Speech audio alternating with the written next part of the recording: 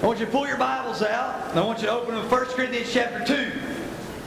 I want you to go to 1 Corinthians chapter 2. I want to read this passage. I want you to hold your finger right here. We're going to come right back to it in just a minute. But I want you to read this with me. Because the first time you read through this, you don't really see much. It just seems like a passage you'd walk right through, but we're going to come back to it. 1 Corinthians chapter 2, starting at verse 1. And I, brethren, when I came to you, did not come with excellence of speech or of wisdom declaring to you the testimony of God. For I determined not to know anything among you except Jesus Christ and Him crucified. I was with you in weakness and in fear and in much trembling. And my speech and my preaching were not with persuasive words or of human wisdom, but in demonstration of the Spirit and of power, that your faith should not be in the wisdom of men, but in the power of God. Hold on to that. We're going to come right back to that. If you're here, you fit in probably one of 6 categories. You are the kind of person who has done things that you shouldn't have done, and you really don't care. People like Jonah, who were okay with being wrong. He knew what God said, but he knew what he wanted to do. And he really wasn't concerned with what God had to say about it. He was going to go in the direction that he wanted to. Maybe that's you, but maybe that's not you. Maybe you're the kind of person who you've done things and it bothers you. There's things that you've done and they're wrong and they bother you a lot. Maybe you're like David, who got caught up in a situation and it was a problem for him, but he tried to hide it. He went to extremes, but finally when he was confronted, it was almost like he was waiting on somebody to confront him so that he could fix it. Because when he writes this psalm, he talks about how it weighed on him and gnawed at his bones. It's just so strong, such a hard weight. Maybe that's you. Or maybe you're the kind of person who hasn't done anything that you shouldn't have done, and you don't plan on it. There are people here right now, you are the kind of people who have lived your life right. And you're proud of that. And you have commitments, and you have convictions, and you have morals, and you don't plan on changing them. Maybe you're like Joseph. And Joseph, no matter what situation came up, he was going to do his very best to handle it right. And if it didn't turn out okay with him, he was still fine with it. Because if whatever came next, he was still going to deal with it right. Maybe that's you. Maybe that's who you are. Maybe you haven't done things that are wrong. But if the right situation arose, I mean, you don't plan on going out and doing something you shouldn't do, but I mean, if I just happened to be there, maybe a little like Judas, who was with Jesus, who followed Jesus, who loved Jesus. But when a situation presented itself, he made the wrong decision. Maybe you've done things that you shouldn't have done, and it was because you didn't know any better. Maybe you're like Paul or Saul, who was persecuting the church, and he was doing it because he just didn't know any better.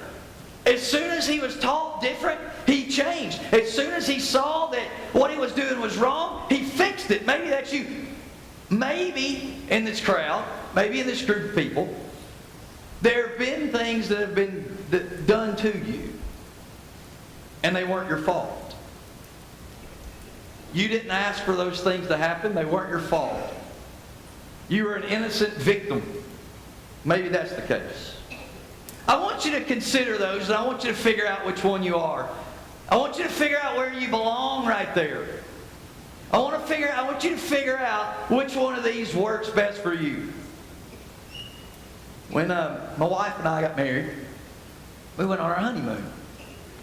And we went to Ishpuha. You ever heard of Ishpuha? It's XPU-HA. It was awesome. It was the coolest place I've ever been. It's down the Mayan Riviera, and it was down in Mexico. And my mother was the one who got this place for us, and so I was kind of iffy about that in general because it was my mom that did it, you know. But we show up, and it's like this really, really nice, all-inclusive resort. And when we walked in, it was like these 5-star huts. I mean, they were made to look kind of like rustic, but they were really nice. And when we walked in the room, we walked in this way, it was a lot like this, and that it was just one big open room. There was a big bed right in the middle of the room, and then there was what looked exactly like this. There was this glass headboard. And on the other side of the glass headboard was a hot tub right in the middle of the room. And on each side of the bed there were stairs, and across the back wall was where the sinks were, and some mirrors back there, and the shower and the toilet were in that room over there. It was just this really cool room. And I thought, man, this is an amazing room to come in. I've never been on a vacation like this. I've never been in a big resort like this. This is really, Mom really knocked it out of the park with this one. Well, we had been there a couple of days, and my wife had gone to get in the shower in the room over there, and I thought, you know what? I'm on my honeymoon. I'm gonna get this hot tub going. I have zero experience with a hot tub at this point in my life. I know nothing about them, but I mean, hey, there's a hot tub in the middle of the bedroom. I'm gonna turn this stuff. So I climb over into this thing, and I start turning the water on, and the water's coming in. I get it at the right temperature, you know, and there's some bubbles there. And I thought, well, I'm gonna put some bubbles in this thing. I said, hey, that sounds like like that's what you do if you're in a hot tub, right? You know, you put some bubbles in it. So there was these little bottles, and so I opened the top and I poured some in, and I thought, man, these are some cheap bubbles, you know. There's nothing going on here. So I poured some more in, and nothing happened. I poured the whole bottle in. Well, there was another bottle, and I thought, man, these must be made in Mexico. You know what I mean? Because I'm right now. So I poured a whole other bottle in, and I ended up putting 3 bottles of bubbles in there, and nothing was happening. I was like, this may not go the way I hope, you know? Well, anyway, the water's still rising, and I'm thinking, there's some buttons over here. Isn't this thing supposed to do something? And so I walk over, and I'm standing in the hot tub, and I'm trying to get things just right, you know? I'm trying for this to be exactly what it needs to be. I want to make this a romantic time. This is going to be perfect. And so I push one of the buttons. Well, if you know anything about hot tubs, if the water's not up to the jets yet, they just go shooting out. And so from this end and from this end of the hot tub, huge garden hose type streams of water, 2 on each end, go whoo like a fountain way up. These 2 are going all the way and splashing against that wall. These are going over here and splashing against that wall. And I'm going, this is not how this is supposed to work, you know? They're coming flying out of this thing. Well, I'm still thinking, I can salvage this, okay? So then I thought, let's just start hitting another button. Well, all of a sudden, the 2 from this side start hitting me right in the chest, and the 2 from this side come shooting over and landing on the bed. And so now I've got 2 streams going this way, 2 streams going that way, these 2 pelting me in the face, and these going over my head onto the bed. And I'm sitting here going, oh, come on, you know, like trying to get it stopped. So I hit another button, and they start pulsating. You know? And so I'm like, God, this is not going the way I want it to go. And so as all these streams are going on, I finally get them to stop pulsating, but I can't get them to turn off. And so these streams are flying all over the place. Water's going everywhere. They're pounding up, and I'm still pounding the walls. I'm still thinking, maybe I can still salvage this somehow. You know, maybe there's a way. And so I hear the shower turn off, and I'm thinking, okay, so I keep hitting buttons. Literally, I don't think any of the buttons worked. I think it was only on and off. But all of a sudden, the water got to the jets. And apparently Mexico makes pretty good bubbles, because all those jets hit 3 bottles of bubbles, and they went, whew, just huge bubbles everywhere. And my wife came walking out, and I'm standing here with 1 foot on this jet. This one's hit me in the shoulder, so it don't hit her. I got my hand on this one, and this one's hit me in the back of the head, and bubbles are going everywhere. And I go, hey, babe, want to get in a hot tub? Man, I tried, you know. I mean, I really tried. I brought my A game game, I thought. I was doing it exactly the way I thought I was supposed to. I had it all planned out, and it just didn't work out right. It didn't work out the way I wanted it to. I tell you that to tell you this. You are good people. You are here because you're good people. I'm convinced, after working 15 years in youth ministry and 6 years out of youth ministry and teaching youth ministry class and traveling around and getting to spend a lot of time with folks, I'm convinced we beat up on you too much. I'm convinced we tell you all the things that are wrong with you. I'm convinced we tell you all the things you're not good at. But I just don't believe that. I think you are good people. I think you want to do the right thing. I think you want to be better than you are. I think you want to do, you have good intentions. I think you would love to talk to people about the Bible. I think you would love, obviously, to learn more about the Bible. I think you're good people with good hearts who have good motivations, good intentions, and you want to do the right things, but sometimes you don't. Sometimes you don't do the right things. Sometimes you make mistakes. And sometimes because of those mistakes and because of those decisions, you don't feel like you're the right person to go talk to somebody else. Sometimes because of those things, and we talk to you about sin, and we tell you that sin is wrong, and we tell you that God's unhappy with you when you sin. And those things are all true. But I want to talk to you about a song we sing. We're going to sing it in just a minute, so I want you to be thinking about this. There's a song that we grew up singing that has like 15 verses, and now they've adapted it, and they've combined it with another song. It's the song Just As I Am. Just As I Am is a popular song that people like to sing, definitely an invitation type song where we want people to think about just as I am. And I like the idea of the song. I went back and looked at the history of the song. It's not particularly exciting how that song was brought about.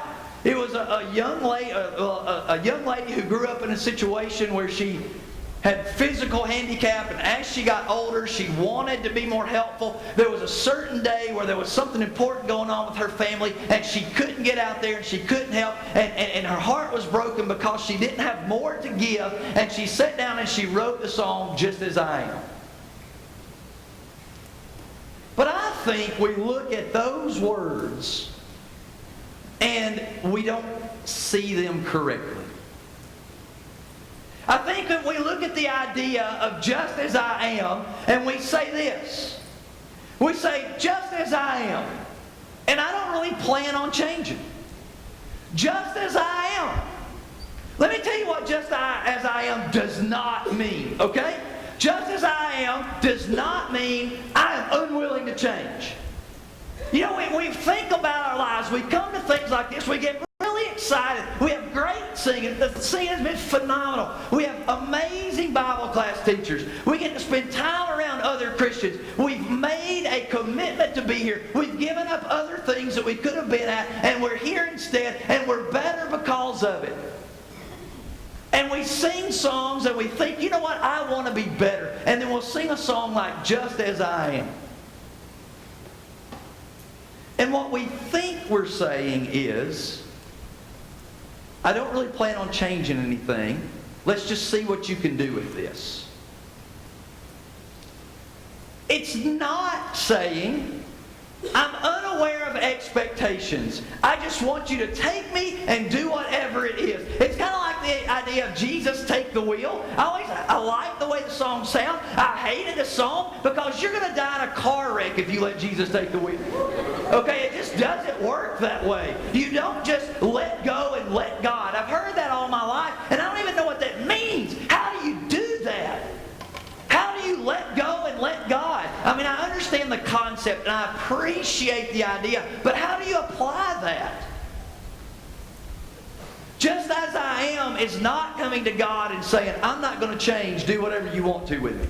It's not saying, I have no idea what you expect of me, but here I am. It is not saying whatever I am is enough. It is not saying take me or leave me, I just want salvation. But when we sing a song like Just As I Am, it leaves the idea that I somehow have enough just by being me. Can I tell you something that you don't want to hear but that you need to hear? God doesn't need you. God will be God with or without you. God will still be the ruler of this universe, and He will still be the sovereign creator whether or not you obey Him. Whether or not you turn away from Him, whether or not you stay faithful, God will still be God. You don't have enough. And you know, I heard somebody say this recently, and at first I was taken aback by it, and then the more I got to thinking about it, I was like, this is exactly the truth. If God gave you an ability or a talent, and you use it to glorify Him, that's not very impressive. That's not very impressive. God gave you talents and abilities and expects you to do that. It's not like you're somehow now elevated above other people because you don't do things that other people do. That's the way Christians live. Just as I am does not mean, God, I'm here today, I bring all my garbage, I bring all my trash, and I plan on just keeping it in my bag over my shoulder, figure out what you're going to do with that. But let me tell you what just as I am is. Just as I am means this. I broke myself. Now we say I am broken, and I appreciate that. But it's as if somebody else broke us. I broke myself. I made the decisions. I did things that were wrong. I did things I shouldn't have done. And I need to fix something. Not, God, here I am. I'm broken. I plan on staying this way. But I really want to leave here feeling better about myself. I want to leave here feeling that somehow I've fixed it, knowing that tomorrow I'm going right back to it. That is not what this is. Just as I am is saying, you know what? I broke myself and I need to fix something. I come to you this way knowing that there's more to this, knowing that I have a responsibility. I've been humbled, and I'm asking you for forgiveness, and I'm willing to do better. You're good people.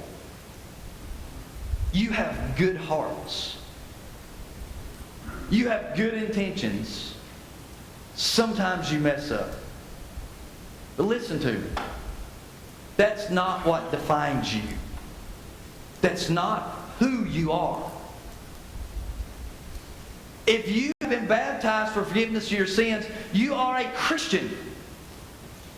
That is your priority. That is your motivation. That is your identity. That's who you are. That's what you want. That defines who you are. And to look at God and say, take me or leave me, this is me,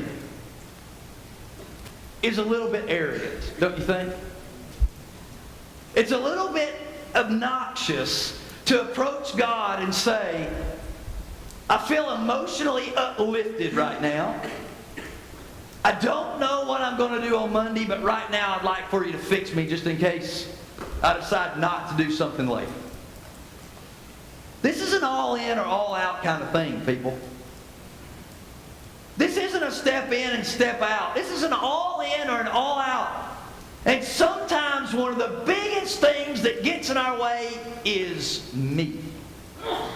Some of the things that get in ourselves in the most trouble is trying to feel what it is we want. I mean, James says that, right? When we're drawn away by our own desires and enticed. Sometimes what gets in the way is not somebody else. It's not that they won't listen. It's not that they don't like what I have to say. It's not that they've already formed their opinion. It's me. I'm in the way. I'm the one in the way. Is your finger still on 1 Corinthians chapter 2? When you read in Acts 16, 17, and 18, Paul gets the Macedonian call. When he gets the Macedonian call, it's a vision saying, we need you to come this way, so they head that way. Find themselves in some towns. They move through Thessalonica. They get to Thessalonica, and he's there somewhere between 3 and 6 weeks, maybe. Maybe a little bit longer, but he reads it in the synagogue for 3 Sabbaths, so we know he was there for just a little while. He started a congregation, and apparently while he was there, he converted some of the wealthy women, because not a few of the leading women in Thessalonica had been converted. And it would seem as though maybe their husbands got upset with that. And they brought together a mob, and they were going to drag him in, and no telling what they were going to do to him. After it's all said and done, well, he got wind of it. And he leaves Thessalonica, and he goes 50 miles south to a town called Berea. Now, these in Berea were more fair-minded than those in Thessalonica. They received the Scriptures, see the Word with all readiness, and search the Scriptures daily to see if what he was saying was true. Smaller town people sometimes just have a more reasonable view of things. Well, he's down here in Berea spending some time with them, and all of a sudden those folks in Thessalonica find out he's there, and they go flying down there to chase him out. He ends up going down into Athens. Athens, we find out, is a tremendous, tremendous place, a beautiful city. Up on top of the hill is the Parthenon. Down in the bottom is the Agora, and settled right in the middle is a huge rock. It's literally the size of this room. I've stood on top of it. It's called Mars Hill. We find out that these folks that stood up on top of this rock felt like they were between God and man. They were just in the shadow of a temple, but at the same time, they were overlooking the city. And they loved to hear all kinds of strange theologies. It was kind of a hobby for them. And so Paul jumps up on top of the rock, and he says, I'm walking through your towns, and I see all the things that you've got idols to. And he goes, I noticed you got one to the unknown God. You know the story. Some say that he's saying that because they had one there that was, in case they found out about a new God, they could just chisel it on there. Or in case there was a God they hadn't heard of, they didn't want to offend it. They had to the unknown God. He goes, let me tell you about the God that you worship that you don't know. Some people liked it, but some people didn't. He had to leave Athens, and he sailed a very tough course across an open water area where the wind during that time of the year had been real rough. And he gets to a town called Corinth. And he spends 18 months there. And while he's there, do you know what happened? While he's in Corinth, he's got all kinds of chaos going on. The leader of the synagogue is on trial. He's brought before Gallio, the proconsul, who was basically the judge of the town. Gallio sat on a tall concrete pad that when you looked out from his place to the right, you could see the water through downtown where the temple to Zeus was here, and the meat that was offered to idols were right at the base of it. And across the street was the meat that had not been offered to idols. Behind that was a bathhouse, and down this road was the fragrance shops, and he could look and feel the breeze coming in off the sea. And then he could look to the left and see the rolling hills, and over his shoulder in Corinth was the temple, the goddess Diana. And there was a pillar that stood right in front of his judgment seat. And Paul was drugged and stood right in front of that pole.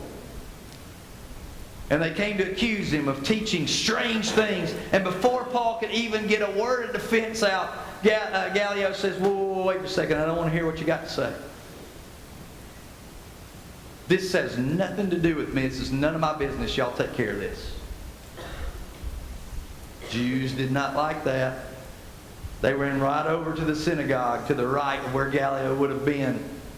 And they grabbed the leader of that synagogue and brought it right in front of Gallio. Brought that man and beat him right there. There was turmoil while he was there.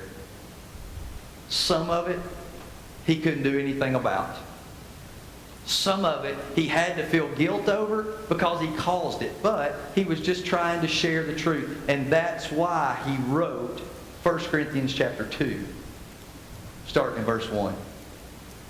And I, brethren, when I came to you, did not come with excellent speech, or of wisdom declaring to you the testimony of God. For I determined not to know anything among you except Jesus Christ and Him crucified. I was with you in weakness and in fear and in much trembling. And my speech and my preaching were not with persuasive words of human wisdom, but in the demonstration of the Spirit and of power, that your faith should not be in the wisdom of men, but in the power of God. It makes more sense now, don't it? Let me tell you what you need to know. You, just as you are, not enough. You, just as you are, you don't have it. If God wants people to know something, He don't need you to tell them. But God invites us to put all of the concentration on Him. To put all of the emphasis on Him and get ourselves out of the way. You might not have the right words, but if you're trying to live the way God wants you to live, you're doing it right.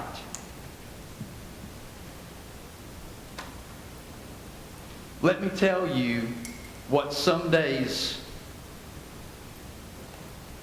might be the most successful days you have in your life.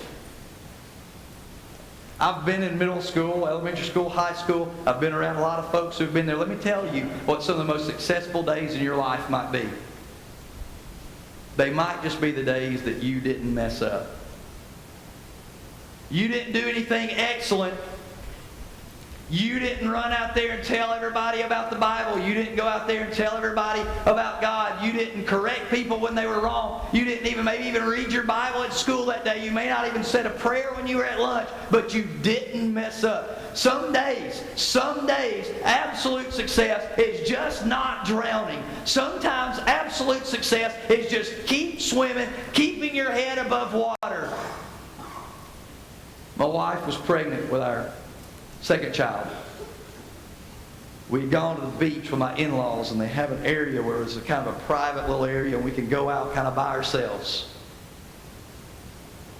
And my father-in-law and I were out in the water, and there were some like middle school girls way out here on this little sandbar, like way down there.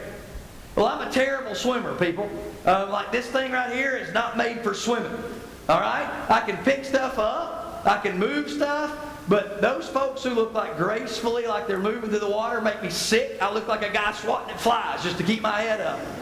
I look awful trying to swim. Well, me and my father-in-law, I saw these little kids out here on this sandbar, and I looked at him and I said, "Hey, let's swim out here to the sandbar."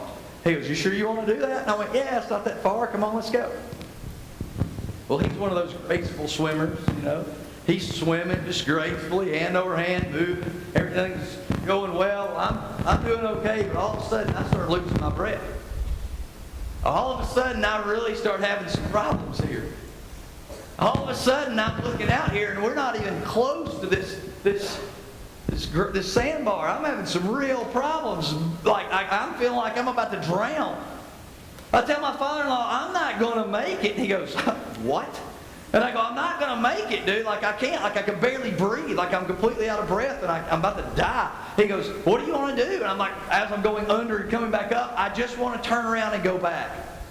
He goes, "Okay." So we turn around, and I'm thinking, you got to do this. And I'm looking, and I'm seeing my wife, and I'm seeing my little boy playing in the sand, and I'm doing everything I can just to swim to get to him. And my head goes under the water, and I come back up, and my father-in-law goes, "We'll do it like this, you know, get on your side." So I go on my side, go straight under the water. I'm like, "Dude, that don't work for me." And I get up, and I start swimming, and I'm giving it all I've got. Well, he starts pushing me. You know, he's like, and it's kind of embarrassing my father-in-law's having to do this, but he's pushing me along. And I'm like, dude, I sincerely thought I was going to drown. But my wife and my two children were on that beach. And what I told myself was, today, success is just not drowning. Today, success is just not messing up. Listen real closely to me when I tell you this. I think this will change your life if you will use this statement. God will bless you later for the good decisions that you make now. And sometimes, some days, that's just not messing up. Because God doesn't need your swelling words of wisdom. He doesn't need what you have to offer. He just needs you focused on the right thing so He can do His thing. He invites you to be a part of it. And sometimes the things that hinder us the most are ourselves. We're going to sing this song and we're going to offer the invitation, but let me tell you, I think the danger of things like this is we have a tendency to play on your emotions. A response to an invitation can be done in several ways. It could be that you take what you've studied this week and you walk out those doors recommitted to be stronger and better, and you're going to be a better version of yourself, and you're going to fix the things you need to fix, and all you need to do is go out here and pray and just do what you know to do. Maybe that's the exact right response to an invitation. Maybe you just need to stand there and think, I can be better. I can do more. Maybe you need our prayers. Maybe you need for us to help you. But as we sing, Just As I Am, I want you to sing it like this. I broke myself. And I need some help. I'm not enough. But I'll take on the responsibility of being a better version of myself so that I can be available for God. Let us know if we can help you as we stand and sing this song.